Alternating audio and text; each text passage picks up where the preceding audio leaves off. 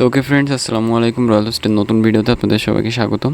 তো আজকের ভিডিওতে আমরা দেখব যে কীভাবে আমরা ডাটাবেস তৈরি করতে পারি, কীভাবে ডাটাবেস ক্রিয়েট করতে হয় কোনো প্রকার প্রবলেম ছাড়া কমপ্লিটলি কীভাবে মানে এটা কমপ্লিট করতে পারেন বা সাকসেসফুলভাবে আপনি ক্রিয়েট করতে পারবেন কোনো ডাউট ছাড়া, বা কোনো ডাউট থাকলেও সেটা ক্লিয়ার হয়ে যাবে।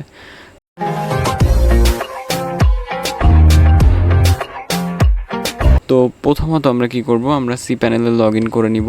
সি প্যানেলের জন্য যেই প্রসেসটা আমি সেটা দেখাচ্ছি, আদার্স প্যানেলের জন্য আদার্স প্রসেস হতে পারে। তো যাই হোক, আমরা সবাই সি প্যানেলই আপাতত ইউজ করতেছি। তো সি প্যানেলের মধ্যে আপনারা একটু নিচের দিকে চলে আসবেন, আসলে দেখবেন এই যে ডাটাবেস নামে একটা অপশান আছে। দেন এখানে এটাকে ক্লিক করে আর কি এক্সপ্যান্ড করে নেবেন। দেন এখানে এটা অবশ্য করা থাকতে পারে, যাও। তো এটার মধ্যে আসার পরে এখানে দেখতে পারবেন চারটা অপশান: পিএইচপি মাই অ্যাডমিন, ম্যানেজ মাই database, database wizard, remote database access. ঠিক আছে, তো চারটার মধ্যে কোনটার কাজ কী, পিএইচপি মাই অ্যাডমিনের কাজ কী, অ্যান্ড দেন এগুলো ভাই এভাবে বলা সম্ভব না। পিএইচপি মাই অ্যাডমিনে তো আমি শর্ট করে বলতেছি, পিএইচপি মাই অ্যাডমিনে আপনার ডাটাবেজের বা এসকিউএলের সব ডিটেলস দেখতে পারবেন, ওখানে টেবিল রোগুলো থাকবে, অ্যান্ড দেন এইগুলো। ঠিক আছে, তো মূলত এখানে ডাটাগুলো আপনার এন্ট্রি হিসাবে আপনি দেখতে পারবেন, এই আর কি। আর ডাটা ম্যানেজ মাই ডাটাবেস, এখান থেকে ডাটাবেস ক্রিয়েট করতে পারবেন, ম্যানেজ করতে পারবেন, এডিট করতে পারবেন। হ্যাঁ, আর ডাটাবেস উইজার্ড আছে, এখান থেকে ডাটাবেস ক্রিয়েট করা যায়। তারপরে রিমোট ডাটাবেস, এখানে রিমোটলি অ্যাক্সেস করতে পারবেন ডাটাবেসে। যাই হোক, এখন কথা হচ্ছে যে এই দুইটার যে কোনো অনেকে দেখছেন হয়তো ডাটাবেস উইজার্ড দিয়ে ডাটাবেস ক্রিয়েট করতেছে, ম্যানেজমেন্ট ডাটাবেস দিয়ে ডাটাবেস ক্রিয়েট করতেছে। তো আপনি কোনটা দিয়ে করবেন? তো দেখা যায় যে এটাও ইউজ করা হয়, এটাও ইউজ করা হয়। তো মোস্টলি এটা বর্তমানে বেশি ইউজ হচ্ছে। তো এই প্রসেসটাই আপনাকে আমি শেখাবো যে কীভাবে এখান থেকে এইটা দিয়ে ডাটাবেস তৈরি করতে। তার জন্য 3টা স্টেপ রয়েছে, একটু ফাস্ট বলে যাচ্ছি, তা নইলে সামান্য জিনিসে অনেক টাইম নিয়ে নিব। তো এখানে 3টা স্টেপ ফলো করবেন। ফার্স্টেই আপনি ডাটাবেস ক্রিয়েট করবেন, অর্থাৎ ডাটাবেজের নাম তৈরি করবেন। তারপরে ডাটাবেজের একটা ইউজার নেম তৈরি করতে হয়, তো ইউজার নেম তৈরি করবেন। তারপরে ওই ইউজারের পারমিশন দিবেন যে তুমি এইগুলো করতে পারবা। ঠিক আছে, তো এই পারমিশন দেবেন। এই 3 স্টেপে ডাটাবেস ক্রিয়েট সাকসেসফুলি ডান। ঠিক আছে, তো আমি কি করব, এখানে এই যে ডাটাবেস উইজার্ডে যদি ক্লিক করেন, আমি এমনি দেখাই দিচ্ছি। এখানে কিন্তু এই যে নিউ ডাটাবেস নেম বা এইগুলা দিয়ে করতে পারবেন, সমস্যা নেই। এটা যদি চান আমরা পরবর্তীতে ভিডিওতে দেখাই দিব। তো আপাতত আমি এইটা দিয়ে ভিডিও করতেছি। তো এই অপশানে ক্লিক করার পর, অর্থাৎ ম্যানেজ মাই ডাটাবেজে ক্লিক করার পরে আপনার এখানে এইরকম চলে আসবে।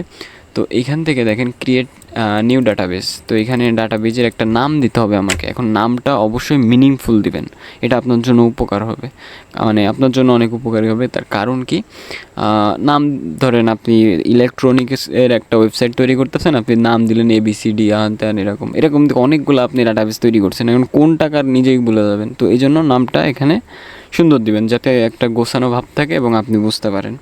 তো ধরেন আমি যেহেতু এখানে টেস্ট পারপোজ বা আপনাদের দেখানোর জন্য এটা তৈরি করতেছি, তো ধরেন আমি লিখলাম টেস্ট। ঠিক আছে, টেস্ট দিয়ে আমি ডাটাবেস তৈরি করতেছি। দেন ক্রিয়েটে ক্লিক করব। তো ক্রিয়েটে ক্লিক করলে দেখেন আমাদের ডাটাবেস তৈরি হয়ে গেছে। এই যে পুরাটা, এটাকে আমরা কপি করব। হ্যাঁ, এই যে এখান থেকে এই পর্যন্ত, হ্যাঁ, এখান থেকে এই পর্যন্ত কপি করে দরকার আলাদা নোটপ্যাডে সেভ রাখবেন। এখানে আমি এই যে একবার ভিডিও বানাইছিলাম, হ্যাঁ, বানাইতে যে ভয়েসে প্রবলেম হয়েছে, তার জন্য আবার বানানো লাগতেছে। যা হোক, তো এই অপশানগুলো আমি কেটে দিয়ে আমি নোটপ্যাডে সেভ করা ওইটা দেখাইছিলাম। তো মানে নোটপ্যাডে বলতে আপনাদের যেখানে দরকার সেখানে রাখবেন, আর এটা আলাদা আলাদা করে নোটপ্যাডে রাখার কথা এই জন্যই বলতেছি, কারণ এখানে যদি উল্টাপাল্টা করেন তাহলে নিজেই ভুলে যাবেন। যখন এক্সপার্ট হয়ে যাবেন তখন আপনার এমনিই হবে, হ্যাঁ, তখন আর প্রবলেম ফেস করবেন না। বাট প্রথম অবস্থায় এগুলো একটু ফলো করবেন, দেখবেন সমস্যা হবে না। তো দেন এটা আমাদের হয়ে গেছে। এটা কি ক্রিয়েট করছি, এই যে এখানে লেখাই আছে অ্যাড দ্য ডাটাবেস, অর্থাৎ আমরা ডাটাবেস ক্রিয়েট করছি। তো আমরা এখানে কি ডাটাবেসের নামটা বসাই দিছি, বা নামটা আমরা আলাদা রাখছি। এখন আমরা কি করব, দ্বিতীয় স্টেপ আমরা হচ্ছে ইউজার ক্রিয়েট করব। তো দ্বিতীয় স্টেপে চলে আসলাম। এখানে এই নিচের দিকে স্ক্রল করলে পাবেন, আবার এখানে দেখতে পারবেন এই যে আমি টেস্ট নামে যে ডাটাবেসটা ক্রিয়েট করছি, যাই হোক দেখার দরকার নেই এখন। তো database user, add user name, মানে নিউ ইউজার। তো এখানে ইউজারেও সেম নামটা রাখার চেষ্টা করবেন, তাহলে আপনার জন্য অনেকটা সুবিধা হবে। সুবিধাটা একটু নিচে এসে বলতেছি, ঠিক আছে। তো আমি সেম নামটাই রাখতেছি, ডাটাবেজে যে নাম সেই নামই রাখলাম। এখানে একটা পাসওয়ার্ড দিতে হবে, তো পাসওয়ার্ড জেনারেটরে ক্লিক করলাম, করে একটা স্ট্রং একটা পাসওয়ার্ড জেনারেট করে এটাকে কপি করে আমি আলাদা করে নোটপ্যাডে আগে রেখে আসি।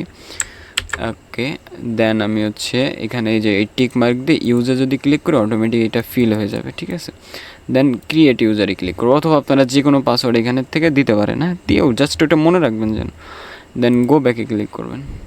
সরি, এখানে এই যে ডাটাবেস ইউজারও ক্রিয়েট হয়ে গেছে আমাদের, কিন্তু ওই যে এখানের থেকে আমি অলরেডি ব্যাক করে দিছি, তো ওই জন্য দেখাতে পারি নাই।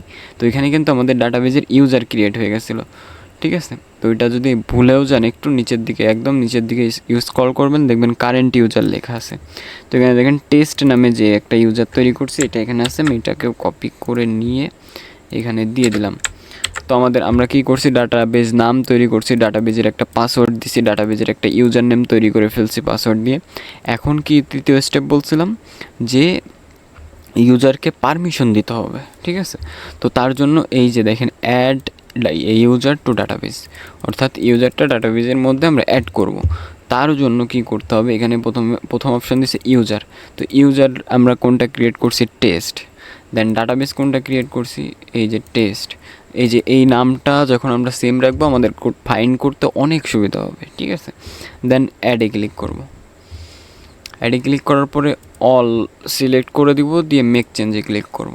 তো মূলত এই প্রসেসটা তো আপনারা মেইনলি কোথায় ভুল করেন, এক হচ্ছে ইউজার নেমে উল্টাপাল্টা নাম দেন, ঠিক আছে। ডাটাবেজে এক নাম দেন, ইউজার নেম এক নাম দেন, দিলেই এবার পরে ভুলে যান।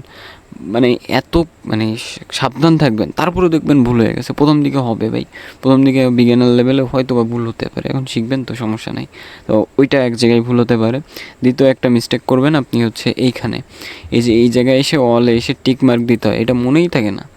এটা আমার দেখা মতে ডাটাবেজের সমস্যা নিয়ে যারাই আসছে 50% দেখছি এই জায়গায় এইটা ভুল করছে, বেশিরভাগ 50% লোকে এইটাই ভুল করছে। তো এই জন্য আমি এই পয়েন্টগুলো আপনাদের ধরাই দিলাম, তো এখানে যাতে ভুল না করেন। অ্যান্ড ওকে, এইটুকু হয়ে গেছে অলরেডি ডাটাবেস ক্রিয়েট। এবার আপনি আপনার যেখানে খুশি সেখানে ইউজ করতে পারেন। দেন আপনি পিসিএম অ্যাডমিনে এসকিউএল আপলোড দিবেন না কী করবেন সেসব আপনার ব্যাপার, কারণ আপনি ডেভেলপার। সো এটাই। তো ধন্যবাদ ভিডিওটা কন্টিনিউ করার জন্য। যে কোনো ধরনের হেল্প লাগলে আমাদেরকে মেসেজ করতে পারবেন আমাদের হোয়াটসঅ্যাপে অথবা আমাদের ওয়েবসাইটে লাইভ চ্যাটে, বা ডোমেন হোস্টিং লাগলে আমাদের সাথে যোগাযোগ করতে পারেন, ঠিক আছে। তো ধন্যবাদ ভিডিওটা কন্টিনিউ করার জন্য। আসসালামু আলাইকুম।